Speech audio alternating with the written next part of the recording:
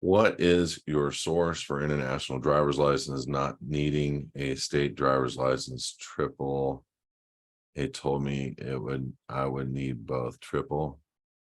It told me triple. It told me we'll need both. Um, well, first and foremost, every state and state agency and federal agency is trying to get everybody to do a driver's license. So you got to ask why. Secondly, uh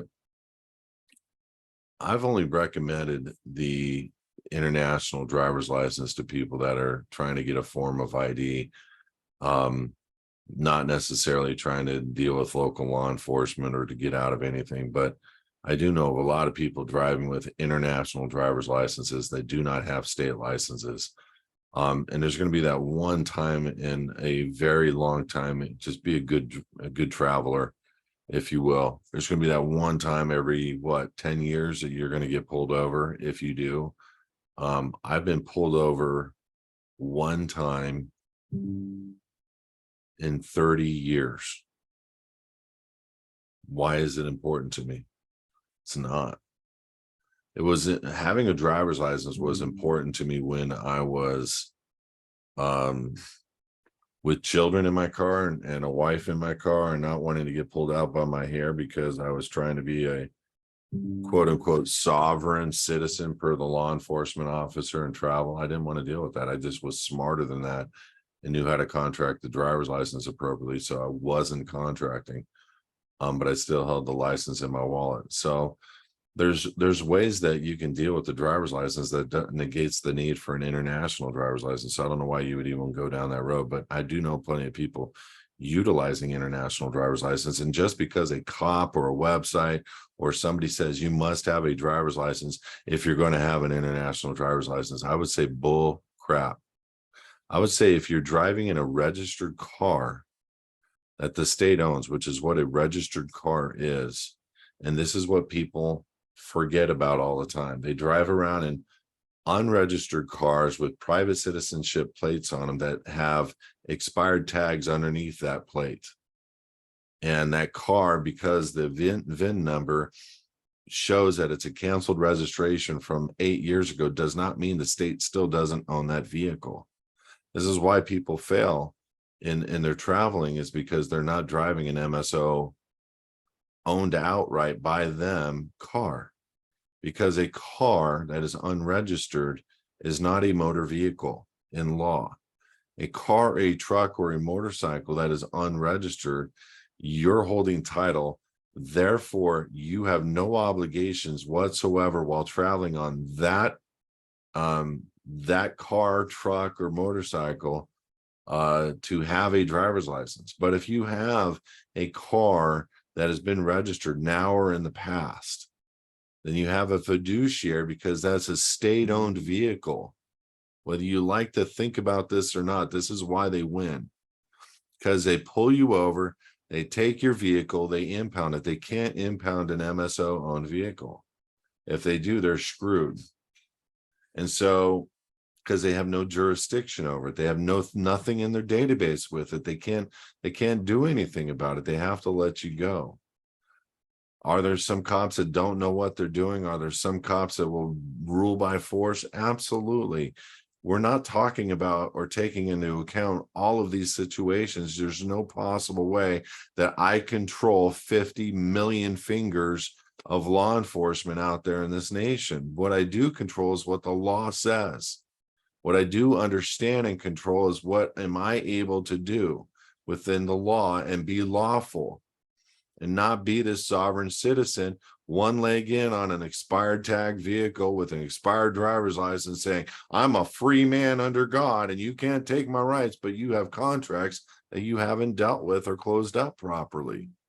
Or you're driving something that the state owns, and it's just like renting a car from Enterprise. You got to follow some rules and pay some fees. If you don't, they're going to take the vehicle from you. It's the same thing. State owns your car. State owns your car. It's not your car. If they hold the title, and I'm not talking about a certificate of title, I'm talking about the MSO from the manufacturer. The state owns your car. So we have to stop thinking about ways to skirt the system with travel ID cards that are international, with whatever. Let's just be smarter than them. Okay. Let's have a license in our wallet and not have a single contract in place. Period. And that's what we teach. It's pretty simple. Now, are they coming trying to figure this out? Are they they're gonna probably in the next 2 years, if you don't have a certain kind of ID requirement that shows that you've done the V, I can see them not issuing you a driver's license, and that's when I'd cancel out of everything. They're going to lose a lot of customers. Then they're going to start trying to play hardcore with those customers, and it'll be the ones that aren't traveling in cars that they own outright. So how do you get a car that you own? You go to the dealer, you write a check for the car. Yeah, because God said don't get into debt. Save your money. Okay, write a check for the car. Tell them you're going to be taking it out of state. Give them a bill of lading and pick it up on a flatbed. Now you have a baby that is out of the matrix, and you're holding it, and you have the MSO that the dealer gets from Honda, from Cadillac, from Mercedes, from the dealer gets this beautiful MSO. And looks a lot like a title, guys.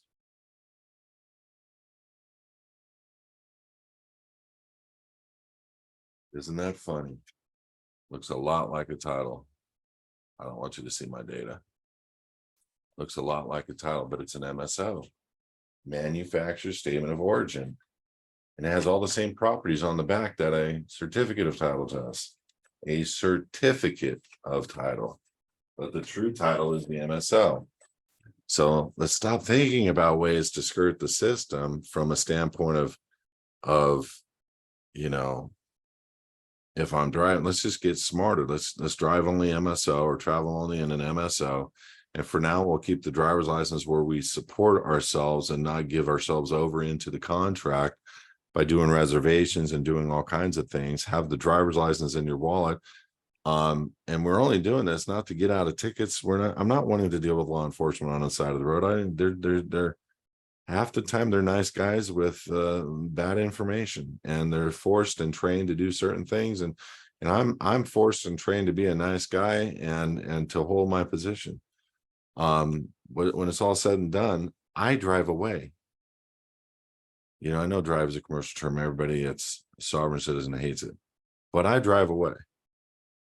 And you're always stuck on the side of the road trying to debate your international driver's permit, your expired license, your expired tags, that you're free to drive. Here's a pamphlet. Here's my fee schedule. If you keep me here too long, here's this. And you're fighting. I'm down the road at the concert now, and you're still fighting. Be wise as a serpent, soft as a dove. And I have a license in my wallet, and I'm not contracted. That's the difference of us. These are all adhesion trusts. Okay. The state doesn't countersign this. You make the contract however you want. And I know people don't understand, and there's attorneys out there will even say, you can't do that. I beg to differ, sir. You can steal a house with an administrative process. You certainly can change a single-sided signed agreement using an administrative process, and or just simply non-assumptive signature on the driver's license itself. Well, that's going to be accepted as your signature. Not today. Sorry. So it's knowing who you are. It's accepting who you are and not giving over to these thugs. But I don't want to waste my time on the side of the road debating the law or structure with a law enforcement officer or policy enforcement officer. Why? I don't have time. Neither do you.